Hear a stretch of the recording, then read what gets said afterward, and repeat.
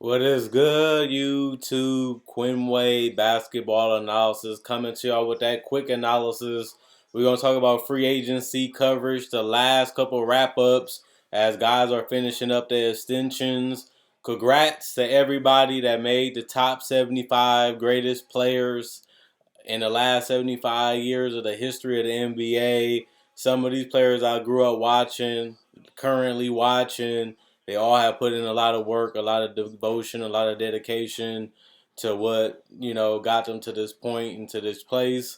So congrats to a lot of these guys. I know a lot of these guys. I'm proud of a lot of these guys. Whether they retired or currently playing, it's a good thing to see.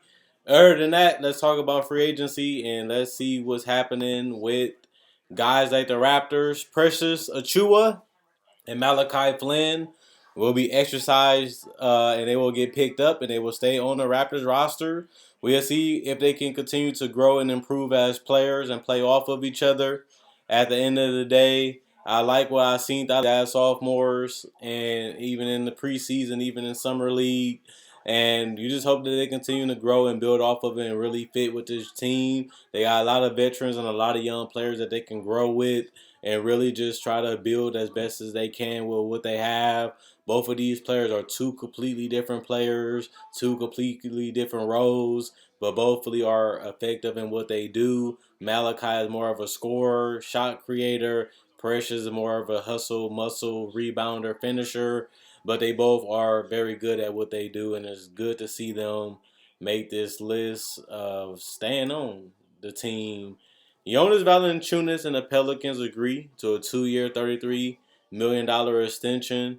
Valanciunas is now committed to the Pelicans for $44 million over the next 3 seasons. So they traded for Valanciunas for Steven Adams, and they ended up bringing him in to give them some post presence, to give them the rebounding, and to give them somebody that can potentially hit some shots from the perimeter every occasionally.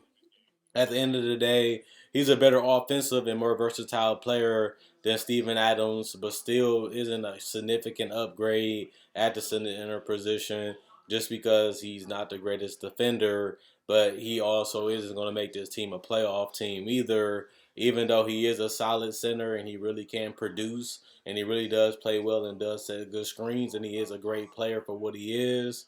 Ultimately, they're still going to need more for this Pelican roster to be a legitimate team in the Western Conference.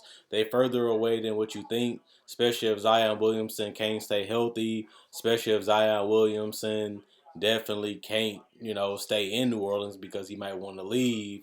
This team could be going back to the lottery for another season. We'll see what they have with Ingram, Trey Murphy, Nikhil, and those guys, even Josh Hart. They have some guys on this roster. They have guys with a lot of potential and a lot of upside still. We'll see where they are 2 years from now with a couple more picks and a couple more years of development and growth. And then we can really judge what they'll be and what they'll be about. Jonas will be older. He won't be as dependable, but he'll still be productive, and that's what he's been his entire career. I see him doing more for this particular team just because we don't know when Zion is going to be back. But at the same time, that's why they extend him. The Celtics will re-sign Jabari Parker. Celtics signed him April 16th of last season. Parker at age 26 averaged 6 points, 54 from the field, 76 from the free throw line, 3 rebounds, 1 assist in 13 minutes in those 10 games that he played with Boston. He also played in 4 of the postseason games in the first round against Brooklyn, where he was able to get 8 points on 61% shooting, 30.8 rebounds in those 14 minutes. So he hasn't been a huge player or a huge guy at the end of the day for this roster, especially because this roster has a bunch of guards and a bunch of wings. And our best players are guards and wings, which is Brown, Smart, Tatum, Dennis Schroeder, and those guys like Peyton Pritchard. But he gives us more depth. He gives us another scorer. He gives us somebody that can hit a three occasionally. He gives us somebody that we can get a ball and get a bucket. He isn't needed. He isn't going to be a huge factor, like I said, even last season for this team. But just in case somebody goes down, just in case somebody gets injured, at least you have another guy that can come in and produce and give you some decent scoring. And Jabari Parker still can do that at this point in his career.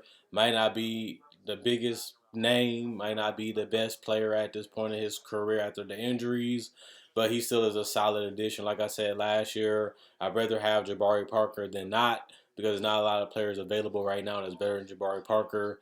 He's probably might not stay on this roster for a long period of time, but he is still a solid player at this point in his career, and he can help us whenever he goes out there and play like he did last season in minimum games. Daniel Gafford also agreed to a 3-year, $40 million extension. Gafford averaged 10 points, 5 rebounds, and 1 block in 17 minutes in 23 games for the Wizards. It was clear that they really liked what he brought to the table. A guy that put a lot of effort in getting blocks, trying to rebound to the best of his ability, finishing around the paint, hitting some occasional mid-range 15 in shots. And he really just thrived in his opportunity of getting traded, getting valuable minutes, and just producing when they needed him to do it. So to see him get paid, to see him treated as a priority for him coming in as a center that we really didn't know what his future would be. We didn't even know if he would be in the league long term, especially the way he was playing for the Bulls. And to see him get traded and literally have a really huge breakout with him and Russ and Bradley Beal down there, and now he ended up coming back, and now he's getting a big time extension. $40 million is a lot of money for a role player, and it just shows you that hard work's pay off. He didn't quit. He didn't give up. He kept grinding. He took his opportunity and really made the best out of it last season. And he has got off to a solid start this season, even in preseason. And hopefully he can continue that, especially as a rim protector, even though he is a little undersized and he is a little raw still offensively. You still like to see good things happen to good people, especially ones that, was possibly on a borderline being out of the league. And then he was able to take advantage of his opportunity and make the best of it. And now he has got a huge payday. The Spurs claim Cook off waivers and convert him to a two-way contract. He ended up getting appearing with the Brooklyn Nets and averaged 7 points and 1 rebound and 1 assist in 10 minutes. And now he's getting picked up by the Spurs. He's going to be an interesting guy with a lot of potential. It's going to be interesting to see how many minutes he play and what he's going to really be for the Spurs. Two-way contract do means he's waivable, removable, replaceable, but at least he still has another opportunity to show that he's an NBA player and he got to a team that really can utilize him and get the best out of him. And if it works, they can keep him and sign him to a cheap deal for a couple years, or they can just waive him and find somebody else that they're interested in and let him go. So that's something that's interesting to keep an eye out on as a spot for the Spurs, a good development organization. Gets another decent prospect that another team gave up on. The Hornets also did waive Wes Awandu. I wanted to see what he was going to be for this team. Now he's not going to be a part of the team. Now it's just going to be interesting to see where he goes from here. They also did waive LiAngelo Ball, LaMelo Ball brother. He's no longer on this roster. We'll see if he's able to find another spot in the NBA. Everybody knows he's a guy that can shoot the three. He can play off the ball, but he's not really good at anything else. He doesn't really make guys better. Really doesn't have a huge impact on the game.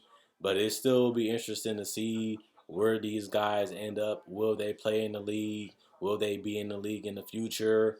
And can they stay in the league? They're fighting just to be in the league. They're fighting just for a roster spot. But can they actually make it a future in the NBA? That's going to be something interesting for Wes and LiAngelo Ball. The Rockets also claim Garrison Matthews off waivers, and they will convert him into a two-way contract, giving them flexibility to try him out, see what he's about, see what he can bring to the table, and then consider if they want to keep him or go in a different direction. And that's really about it for guys getting extensions. Obviously, James Harden is the biggest name. He would decide not to sign his extension. He will definitely be figuring that out in the off season, and we'll see what number that will be, how many years that will be, and see how many championships they can possibly win in Brooklyn. If they can even win one, they got to win one first, which they haven't been able to do. We'll see if they get that goal accomplished this year. Better than that, hope you guys enjoyed the day. Hope you guys enjoy the rest of your night. Quinn Wade, Basketball Analysis signing out. See y'all tomorrow. Hopefully, enjoy the night. Weekend almost here, guys.